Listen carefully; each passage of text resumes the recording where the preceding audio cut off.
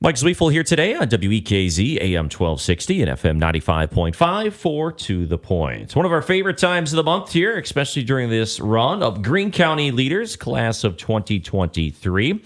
Get a chance to catch up with the leaders of Greene County going through the program. Again, let's talk a little bit about it here today. Their session was last week, Wednesday, and back here to recap it all with us here today. Let's go around the room. Who do we got in studio today? Somebody here, it sounds like they're going to be busy serving up some mint chocolate blizzards today. I just got that feeling. Luke, go ahead and introduce yourself. My name is Luke Molinaro. I am the owner of the Monroe and Platteville Dairy Queen. All right. Greene County Leaders, how's the class gone for you so far? It's going fantastic. It's a lot more interesting than I thought. I didn't really know what to expect going into it, but I'm very happy I joined. All right. You excited at St. Patrick's Day? It is St. Patrick's Day today. That's right. It was, I kind of celebrated more last week, but excited at St. Patrick's Day. All right. Forgot my green. Well, hey, that's all right. We'll give you a free pass there. Hey, great to have you with us here today, Luke. We'll talk more with you here in a moment. Didn't come alone. Sidekick, partner in crime here today. Christine, go ahead and introduce yourself. Hi, yes, thanks. My name's Christine Nelson, and I'm the Clinical Operations Manager for SSM Health for the Orthopedics and Podiatry Department. How long have you been at SSM Health? 5 years this May, actually. Okay, congratulations there. Greene County Leaders, you've been doing that since September. How's that gone? Yes. It's awesome. It's been a very humbling experience. And just like Luke said, not quite sure what to get into it. Had a lot of colleagues that have gone through the program, and you just learn so much about the community that you're living in. And, as far as working in the hospital, the people that we serve, it's been a very eye-opening experience. All right. Now, I know a lot of folks have come through SSM Health through Greene County Leaders, not just this session, but in previous sessions. How did you get involved then, Christine? Was it your choice, colleagues? Talk about that. Yeah, actually, Monroe Clinic always looks to incorporate leaders into the Greene County Leader Group every year, and they sent out a feeler looking for people to volunteer to go through the program, and went through the application process. And so it was something just to kind of expand on my leadership skills through the community and as well at Monroe Clinic. And so I just thought it was a good opportunity for some self-growth. You didn't know what you were getting into, you mentioned. Did colleagues that have gone through, did they give you any hint at what was going to happen during this? A little bit. I wasn't aware about the community project piece of it, which didn't shy me away at all. But they just said it was very, a fun experience. You got to meet a lot of people, a lot of networking, and just to get to learn a little bit more about the community. And I think those were the things that was, when you're looking for self-growth, those are the things that you kind of look for of how do I expand, how do I meet new people, how do I kind of get out there a little bit more. And so that's what kind of drew me in. Question, are you from Monroe? You from Greene County originally, or? No, actually, I was born and raised in Stevenson County, and I all kids, they say I grow up, I'm going to leave, I'm never going to come back, and I did that at 18, and I said if I ever came back, I was going to move to Monroe, and I moved back 10 years later, and I lived in Monroe, so... Well, you did exactly what you said you were going to do. Well, Again, welcome to Greene County Leaders. Thanks for joining us here today. We'll talk all about Greene County Leaders and your March session here in a moment. Luke, back to you. Talk a little bit about yourself a little bit. You mentioned Dairy Queen. Mm-hmm. Besides working there, did you grow up in Monroe? Are you from the area? So I moved here when I was 5 with my family. We took over the Dairy Queen in 1998. Graduated from Monroe High School in 2012. And, as you said, with the teenagers, when you're 18, all you want to do is get out of town. So I lived in Green Bay after college, moved down to Austin, Texas for a little bit. And like the sign says, we bring you back. So here I am. It's a great choice. Well, glad to have you. You'll be seeing a lot of folks, I'm sure, here today, later on as well. But Greene County Leaders, how did you get involved here? Was it your decision? How did you get into this year's session? Well, I actually wanted to join right when I moved back, but we had the COVID pandemic, and it was online. And I felt like that wouldn't have been as engaging as it would be in person. So I kind of waited until I saw the announcement in the paper, signed up then. The way I knew about it is just throughout the community. I know a lot of alumni. My mom went through it, Lynn Molinaro, Joe Snow, John McNeil. Every single person that I talked to, Pat Bodell, every single person I talked to said that you have to do it, you have to do it. And I'm kind of slowly turning into one of them. You have to do it. You're actively missing out if you don't join Greene County Leaders. All right. Well, I'm sure they're glad to have you, and you guys sound both ecstatic that you did make that choice to jump on board for this year's session. Let's talk a little bit about, you guys had your session last week, and it was here in Monroe, I understand. Christine, where'd you guys end up traveling through? We went over to Colony Brands. We saw Monroe Truck, Blackhawk Technical College. So kind of got a little bit of variety of everything here. Okay. Give us a little takeaway. What was something that surprised you about your visits there? I would have to say, as big as Colony Brands and Monroe Truck is, you wouldn't expect large corporations like that to be as involved in the community as we learned that they are. Different things as far as like getting interested in the housing market, looking at how do they help build the community to make it a better environment for their employees to want to stay here and live. And that I think was something that just really surprised me as far as even their, charitable donations to the community to help with different fundraisers or, build different attractions, supporting things with like the square to bring in people to help some of the smaller businesses. That was a lot of what we talked about. And some of the other takeaways too was the Greene County Development Corporation in regards to how they build up businesses or how they kind of help bring small businesses. We talked about a couple of them on the square. I think it was a Mercantile 213. They spoke about how, that started just as a business in their basement. And, through some grants and different things that they were able to offer, they were able to get that individual out here on the square and start up their own shop. And just how, everyone's kind of trying to work together, those companies. It's not a matter of competition. It's more of let's work together and build a community and make it a place for people who want to stay and live and, and grow. So. Luke, you've been in Monroe a lot longer than Christine has, and through your youth, kind of growing up here. What surprised you about your visits? What's something you took away from just making the stops there at Colony Brands, Monroe Truck, and BTC? I think the biggest thing, particularly with Colony Brands, is how diverse of a company it is. They have basically a small airline. They have the bakery, which we all know and love, and they also have a ton of different catalogs with clothing and furniture and all sorts of things like that. With Monroe Truck, the biggest thing that surprised me is kind of how big they were. I honestly had no idea that they even manufactured snowplows. I thought they were more of an upfitter, attaching, like just getting the frames from the manufacturer and attaching all the implements to make it useful for different communities and stuff. And it just how big it was. Some of the pieces of equipment in there were just mind-blowingly large. So that was my favorite part going through too, was getting inside some of these businesses. You hear a lot, you think you know a lot about, but then to actually get inside the doors and maybe take a tour and talk with some folks, what exactly they do. It was fascinating for me. What was the theme of this month's session? There's always kind of a theme.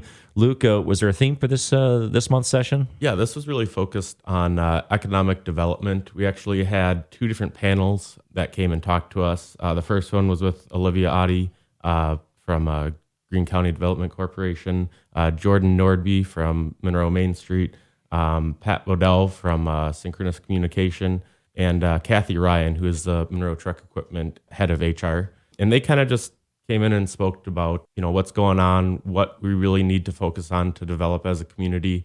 One of the main themes was Monroe doesn't have a big interstate going through it. We don't have a big airport. And that's a lot of things that big companies look for when they're looking to expand. So we kind of just get passed by a lot of companies. So anything that's really here, any large company that's here has been built here, which I never really thought about, but is really interesting and very true.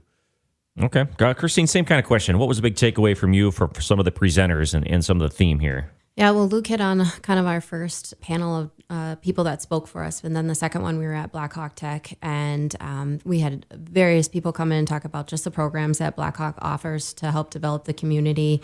Blackhawk really focuses their education on how they can serve some of the businesses and, needs of the community as far as employment. They've got their CNA program. They talked about, tailoring their CDL training for, Monroe Truck and Colony Brands. They also talked about like their welding certificate program that they have to help, get welders out into Monroe Truck and help them be profitable. One of the other takeaways, which was probably more the sadder takeaways, I think, out of the day was we had a presenter there talking about daycare. Or childcare and the struggles that they go through to try to keep their doors open, and how, you've heard about it. I'm not a mother myself, but, having hearing families or employees at Monroe Clinic say, childcare is really hard to find. And then to have somebody actually come and speak on the other side saying that, getting finances and financial support or being having resources for kids with disabilities or, that are having challenges. I mean, that was really eye-opening and, realize how big of a crisis that actually is. And they also spoke to about how some of the different companies are looking to how do we improve childcare in our area. So that way we can continue to have people who can work and fill those jobs and, go through that, utilize Black Hawk and things like that. So I think that was a big takeaway for me from the day, minus all of the exciting things that we learned. You're very right. Those companies, we hear about Colony Brands and Monroe Truck a lot, but you don't really realize all of what they do until you're actually in their doors. Fantastic. Great insight you guys have had there and so far this year during your course. Let's shift gears just a little bit here. We'll circle back around to the leadership aspect, but always intrigued. Part of the Greene County Leaders Program, you guys go through a little bit of kind of building up a project here. And Christine, we'll start with you. This is the largest group of Greene County leaders that has come through the class. Talk a little bit about what aspect of the project. I know there's kind of several projects, but which one are you involved in? So the project we're working on is trying to keep ATV, UTV tourism here in Greene County. We know that a lot of people get on the trail here at the south side of town, and then they head up towards Lafayette County and bypass a lot of the things that we have in the local communities. So one of the things we were wanting to look into is trying to create an updated map to keep people here to view our local business or, shop at our local businesses, eat at our restaurants. Not just here in Monroe, but, how do they get from Monroe to Broadhead and those type of things. So we're working on updating a map and trying to keep that business here and also make it a little safer so people know what roads, since there's a lot of changes with what roads people with ATVs and UTVs can drive on in town and what roads that they can't. Okay, fantastic. Biggest challenge so far during your project? Biggest challenge, making connections, trying to get in touch with the tourism board of Monroe, which they've been fantastic. But then, what's already out there? Who's working on what? And, who can we partner with and collaborate on and kind of build together for the same, to go in the same direction. I think that's been one of the bigger challenges. So communication then. Yep, communication. And, there's a lot of people who are excited about ATV and UTV. So it kind of reaching out to who are those leaders that are in the area, whether they're really known or if they've got their own private groups, things like that. So, Luke, give us your project here. I understand you're in a different one. Yes, I am in the electric vehicle charging station. It kind of started out as a feasibility study. We quickly shifted gears. We're more in the marketing and awareness section of that, and it's a lot of research. We went to the Electric Vehicle Summit here a couple months ago in the courthouse that was hosted by the Greene County Development Corporation, which was very eye-opening. And it has been a challenge. It's just something that never really has been done around here. We don't know who to talk to. We don't know exactly where we fit in the whole grand scheme of things. We can't just go around putting up chargers. So we're really focusing more on the marketing aspect of it and the awareness and kind of why we need electric vehicle chargers in this area. It really is kind of a politicized issue, which is unfortunate. It's inevitable that we're going to having electric cars within 10 years. It's not really going to be our choice. It's just going to be the manufacturers are moving that direction. Eventually, if you're going to be wanting to buy a reasonably priced new car, it's going to be an electric vehicle. And even if you don't have one, but to bring folks from outside the community to your community, you Absolutely. might want to look into having one, so they want to come to your community knowing that, hey, if I get there, I can also charge my vehicle type of thing. Absolutely, yes. If you have a whole trip planned to come to Greene County and see all the great things that we have here, you find out we don't have any electric vehicle chargers, it'll be a veto, and they'll go find somewhere else to spend their money. Finally, we're going to wrap things up with you guys here today. Can't thank you both enough for coming aboard and joining us here. Give us an update on Greene County leaders. We'll start with you again, Christine. What is something that you've taken away from the class, whether it was here in March, back in September, the very first session, something you've taken away from class that you've maybe already implemented yourself in your leadership at work, your day-to-day, or something you've noticed of other people that your day-to-day? What's kind of a takeaway here that you've already seen implemented for you? I do a lot of leadership training through the hospital, and I've done a lot in college. I think really Greene County Leaders has kind of reinforced some of that and taken it from more of that like corporate setting and kind of spreading that out of how do I work with individuals from a different group or different backgrounds, and how I think the other takeaway from Greene County Leaders is just how humbling it is, all the stuff that happens behind the scenes that you don't even know about it that's happening, things like, Monroe Truck donating money or Colony Brands donating money to the community. We've got GCDC that's doing all these different things to help build businesses. You can't take a community by face value necessarily, just you think about all the things that go into like the square of just having events and bringing people in, cheese days. I mean, those are all things that you don't really realize who's doing that work. And Greene County Leaders has really opened, I think, my eyes up to what is that work that goes into that. And if anything, I think it's also made me want to get more involved in the community. Just met a lot of amazing people, I think, that are really brilliant and really see, what Greene County is going to look like in 10 years. And not something that I've thought about. I'm, young in my 30s, and, I'm not thinking about what that next generation is looking at. And I think that's really, the program's really opened my eyes to that. Luke, what's your kind of big takeaway here so far from class? Kind of repeating the same kind of things that you mentioned. I think with the leadership development aspect of it, the nature of my work, I'm kind of siloed in. I don't really have any peers to bounce ideas off of. So I'm just kind of going at it by myself. And, I do have guidance, a lot of great guidance, but it's good to hear some of the things that I'm doing are what other people are doing and they've come up with on their own, and also totally new ideas that I'd never even think about. And just hearing from different voices is very awesome. I really think Monroe punches above its weight class, Greene County in general. It's a great little community here that we have. Nobody really gets glossed over, I think. And in some aspects, that's a good thing because, it keeps it the way that we have been. It's a nice little community.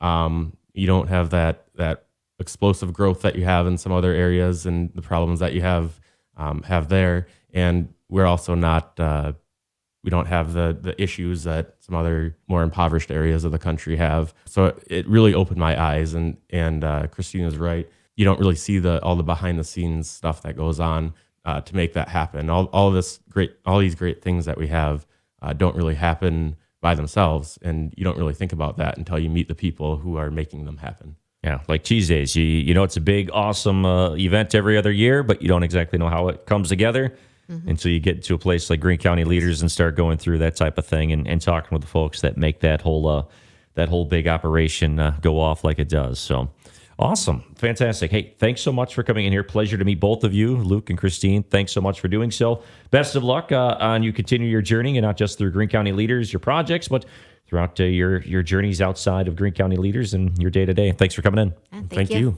All right. Luke Molinaro, Gary Queen of Platteville, Monroe, and Christine Nelson of SSM Health Monroe Clinic. Our guests here today for Greene County Leaders here on WEKZ Monroe.